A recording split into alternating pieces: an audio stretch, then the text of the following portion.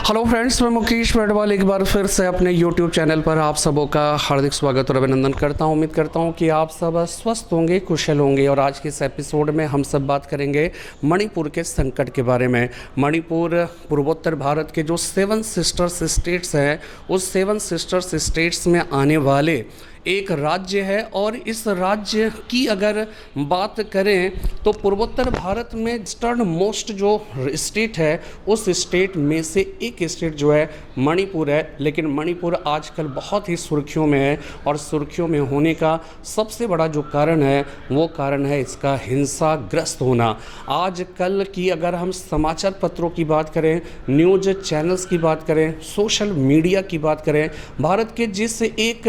कह सकते हैं कि संकट के बारे में लगातार जो है इसकी जानकारी मिल रही है, वो है मणिपुर संकट। मणिपुर की हिंसाग्रस्त जो घटनाएं हैं, उन घटनाओं को लेकर तो आज के सेशन में हम सब इसी के बारे में विस्तार से समझने की कोशिश करेंगे। हम लोग इस बात को समझने की कोशिश करेंगे कि मणिपुर का जो संकट है, वो संकट उसकी भौगोलिक जो संरचना है, उस भौगोलिक जो बसावट है, उस भौगोलिक बसावट में किस तरह से अंतर्निहित है। साथ में हम लोग इस बात को भी समझने की कोशिश करेंगे कि मणिपुर का जो संकट है, वो संकट वहाँ की जो डेमोग्राफिक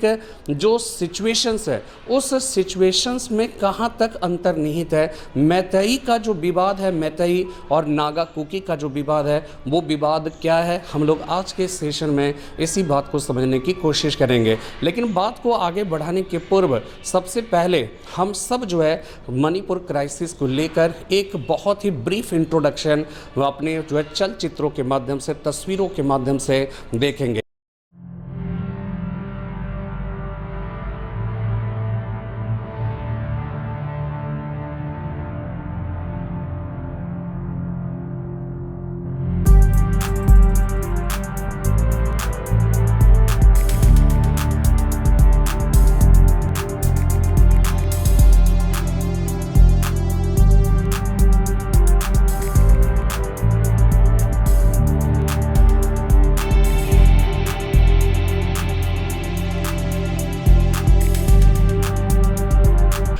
मणिपुर की अगर हम आबादी की बात करें तो वहाँ पर 30 से 35 लाख की आबादी है। और उस आबादी में जो मैक्सिमम परसेंटेज जिस एक जाति का है, वो मैतेई जाति है। जो वो आदिवासी नहीं है, वो गैर आदिवासियों की श्रेणी में आते हैं। और उनका जो परसेंटेज है, वहाँ की टोटल जो पॉपुलेशन है, उस पॉपुलेशन का 53% आबादी जो है वो मैतेई समुदाय का माना जाता है। अन्य 2 प्रमुख जनजाति हैं जो कि आदिवासी है, और जो नागा और कुकी है, इनका जो परसेंटेज है वो 40% है। और इनकी जो बात है, विशेष बात है, वो विशेष बात ये कि नागा और कुकी ये दोनों के दोनों ईसाई हैं, जबकि मैतेई समुदाय जो है वो गैर आदिवासी हैं और साथ में वो हिंदू मतावलंबी हैं। हालांकि कुछ मैतेई समुदाय के जो लोग हैं वो इस्लाम धर्म को भी फॉलो करते हैं। इन दोनों के बीच की जो पॉपुलेशन या उसकी जो जनसंख्या, उसकी जो डेमोग्राफिक जो सिचुएशन है, उस सिचुएशन को लेकर इस वीडियो को हम देखते हैं, हम समझने की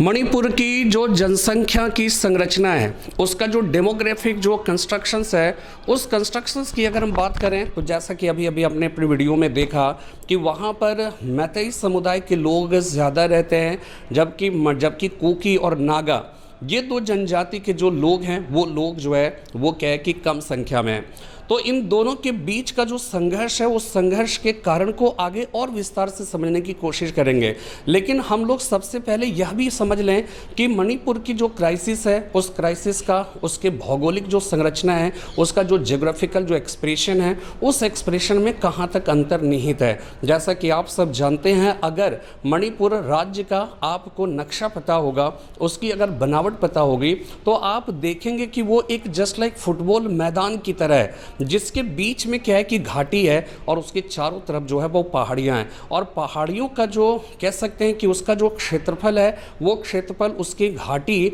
या उसके मैदानी इलाकों की तुलना में जो है वो ज़्यादा है। तो जो मैदानी इलाके हैं, उस मैदानी इलाके में जो है मैतेई समुदाय के लोग रहते हैं। और जब पहाड़ी जनजातियों की अगर हम बात करें, तो पहाड़ी जनजाति में वहाँ पर कुकी और नागाओं का क्या है कि जोर है। और ये एक प्रकार से समझ जाइए कि मैतेई समुदाय के जो लोग हैं, उनका पॉपुलेशन ज़्यादा है। और साथ में क्या है कि उसके पास जो उसके अधीनस्थ जो क्षेत्र है, उस क्षेत्र की मात्रा जो है या उसका क्षेत्रफल है, वो पहाड़ी क्षेत्रों की तुलना में क्या है कि बहुत ही कम है। जबकि उसका 90% अगर देखें, तो अगर मणिपुर का जो टोटल क्षेत्रफल है, उस क्षेत्रफल का 90% हिस्सा जो है वो पहाड़ी क्षेत्र के अंतर्गत आता है, जिस पर कि कुकी और नागा जैसे आदिवासियों का उस पर जो है वो नियंत्रण है। आपको ये पता होगा कि आर्टिकल 371C जो पूर्वोत्तर भारत से संबंधित 1971 के एक अधिनियम के अंतर्गत जो है आने वाला एक सांविधिक जो है वो क्षेत्र था। और उस क्षेत्र के अंतर्गत क्या है कि वहाँ पर बसने वाले जो नागा और जो साथ में कुकी जनजाति हैं, उनको विशेषाधिकार है, उस पर, उन क्षेत्रों पर उनका क्या है कि नियंत्रण है। लेकिन मैतेई समुदाय के जो लोग हैं, वो घाटी में निवास करते हैं और उनका मात्र 10% क्षेत्रफल ही है। तो पॉपुलेशन बड़ा है, लेकिन क्षेत्रफल जो है वो कम है। जबकि कुकी और नागा का जो है वो पॉपुलेशन कम है, लेकिन उनके अधीनस्थ जो क्षेत्र हैं, वो क्षेत्र जो है बहुत ही ज़्यादा है। इसी वजह से क्या होता है कि जो मैतेई समुदाय के जो लोग हैं, वो मैतेई समुदाय के लोग ये कहते हैं कि वास्तव में हमें क्या किया जाए, हमें भी जो है कुकी और नागा की तरह जनजाति का दर्जा दिया जाए, ताकि जो है हमारा पहाड़ी क्षेत्रों में हम अपना विस्तार कर सकें, उन क्षेत्रों में हमारा भी अधिकार हो, वहाँ के संसाधनों का प्रयोग हम भी कर सकें। इससे रिलेटेड जो बात है, उसकी भौगोलिक संरचना से संबंधित जो बातें हैं, उन बातों को लेकर ये वीडियो आप देखिए। यहाँ पर जो है वो क्या है कि इससे आपको समझ में आएगा कि वास्तव में वहाँ की जो समस्या है, उस समस्या की जड़ें कहाँ तक उसकी भौगोलिक संरचना में अंतर्निहित है।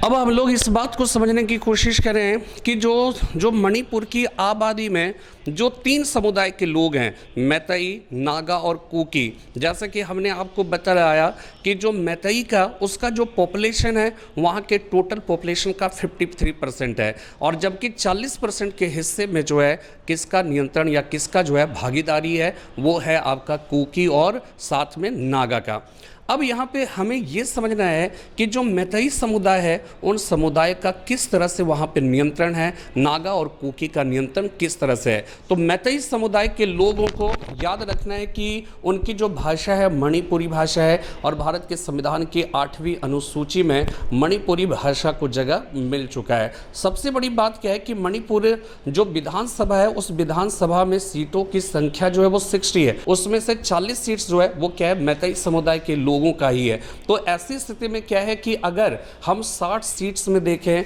तो उसमें मैतेई समुदाय का वर्चस्व है एक प्रकार से, साथ में वहाँ की प्रशासन, वहाँ की पुलिस, वहाँ की जो सरकारी जो व्यवस्था सिस्टम है उसमें भी मैतेई समुदाय के लोग जो है उनकी संख्या ज़्यादा है। इसीलिए जब मैतेई समुदाय के लोग अपने आप को जब जनजाति शेड्यूल्ड ट्राइब्स में जब वो शामिल करने की मांग कर रहे हैं तो कुकी और नागा उनका ये कहना है कि इनका पहले से ही वहाँ के समाज में, वहाँ के प्रशासन में, वहाँ के जनजीवन में उनका जो है वो क्या है कि वर्चस्व है, उनका प्रभाव है। तो कुकी और नागा का ये कहना है कि अगर मैतेई समुदाय को शेड्यूल्ड ट्राइब्स का दर्जा अगर मिल जाएगा तो उसका प्रभाव और भी ज़्यादा मणिपुर के हिस्से में बढ़ जाएगा। ऐसी स्थिति में वो पहाड़ी इलाके की और जो है उनका नियंत्रण होगा और उनका प्रभाव डे बाय डे मणिपुर में बढ़ता चला जाएगा और जो कुकी और नागा यानी हम कुकी और नागा का जो असर है वो असर और भी सिमटता चला जाएगा। और यही जो है वो क्या है कि विवाद है। दूसरा विवाद का एक कारण क्या है,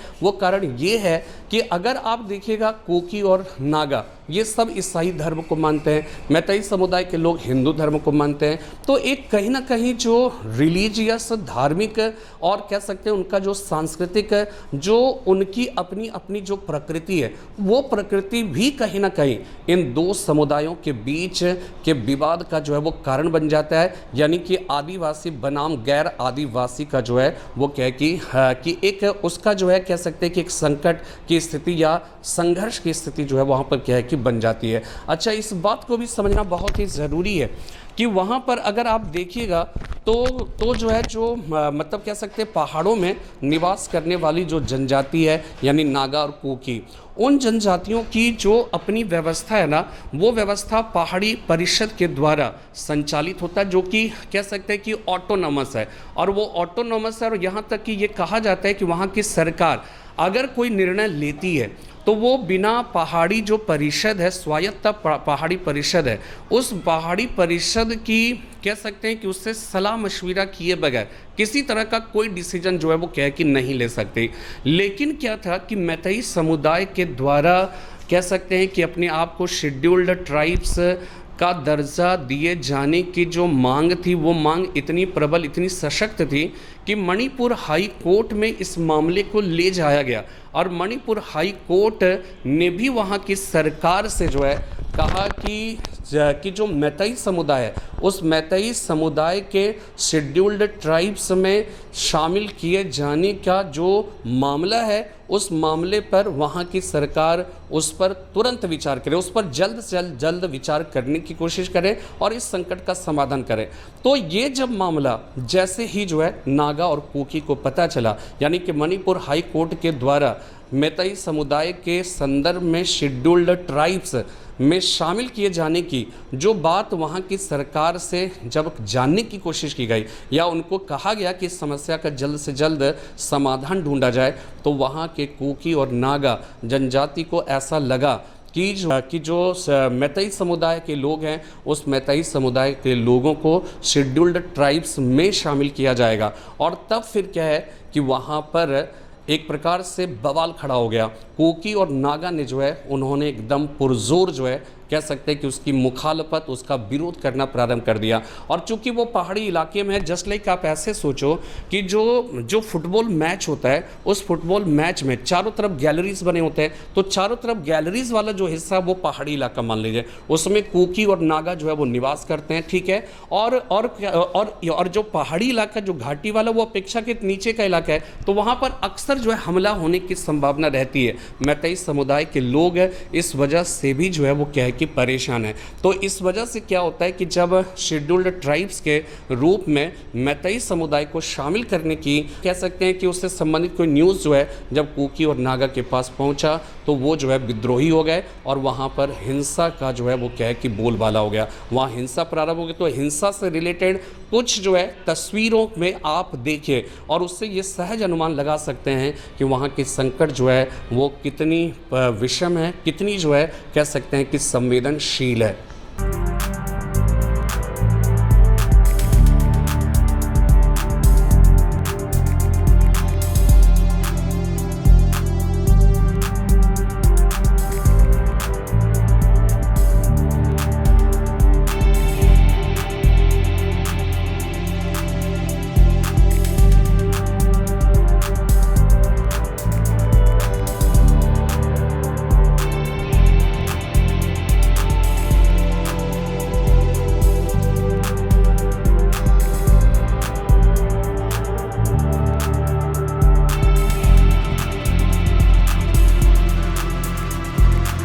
जैसा कि आपने अभी अभी देखा कि किस तरह से मणिपुर जो है वो जल उठा है, वहाँ पर कि वहाँ की जो समस्याएं हैं वो कितनी संवेदनशील, कितनी कितनी खतरनाक स्थिति में पहुँच गई है। और इसी संवेदनशील परिस्थिति को समझते हुए भारत के गृह मंत्री अमित शाह जी ने मणिपुर का तुरंत जो है वो दौरा किया और वहाँ पर एन वीरेन सरकार से जो है साथ मिलकर उन्होंने वहाँ की समस्याओं का जायजा लिया। वहाँ की जो मैतेई समुदाय, नागा और कोकी समुदाय के जो लोग हैं उन लोगों के साथ मिलकर वहाँ पर संवाद स्थापित किया जा रहा है। उन समस्याओं के समाधान की जो है वो कोशिशें हो रही है। वहाँ का जो नागरिक समाज है उन नागरिक समाज से लगातार जो है वो बातचीत हो रही है। तो भारत की ये एक कह सकते हैं कि अपना ही राज्य जो मणिपुर है, जहाँ की संकट बहुत ही विकट, बहुत ही विषम है, वहाँ की जो कह सकते हैं हिंसा है, उस हिंसा की जो खतरा को देखते हुए भारत के गृह मंत्री के द्वारा लगातार जो है वो कोशिशें हो रही है। तो हम सब इस बात को समझने की कोशिश करें कि वास्तव में जब इस तरह की समस्याएं आती है, उन समस्याओं का समाधान क्या है, कैसे हम उनका समाधान जो है वो कर सकते हैं। तो इसका सबसे पहला समाधान जो मुझे समझ में आता है वो ये होता है कि जब इस तरह की दिक्कतें आती है तो कहीं ना कहीं क्या होता है कि एक का जो भरोसा है वो दूसरे पर, कह सकते हैं कि दूसरे का जो भरोसा होता है, उन भरोसे में क्या होता है कि एक प्रकार का क्लैश की स्थिति आती है, एक प्रकार के संघर्ष की स्थिति आती है। किसी को कह सकते हैं कि जो स्थिति है उस स्थिति से,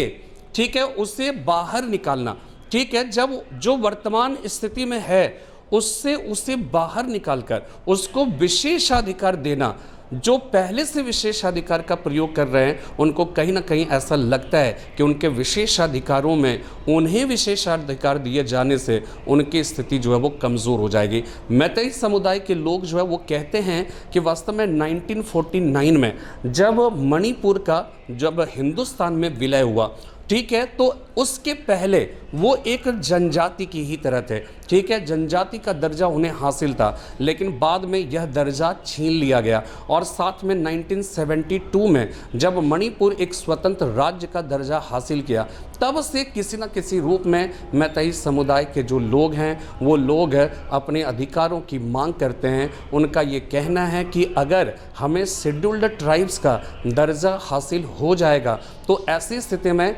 हमारी जो पॉपुलेशन ज़्यादा है और जिसके जो क्षेत्रफल है वो क्षेत्रफल बहुत ही संकुचित है, बहुत ही सिकड़ा हुआ है, वो क्षेत्रफल अगर हमारा जो है, अगर हमें शेड्यूल्ड ट्राइब्स का दर्जा मिल जाएगा तो हमें वो अधिकार मिलेंगे जो पहाड़ों पर जो है कुकी और नागा को है, तो हमें भी वो अधिकार हासिल होगा और उस अधिकार से हमारा जो क्षेत्र है, विस्तार के जो क्षेत्र हैं वो और भी ज़्यादा व्यापक हो जाएंगे और हमारी जो संकट है उस संकट का जो है वो कह के समाधान होगा। अच्छा, एक और बात को ध्यान में रखिएगा कि जो मैतेई समुदाय के जो लोग हैं, मैतेई समुदाय के लोगों का यह भी कहना है कि जो पास में जो सटे हुए जो म्यांमार है, उस म्यांमार में भी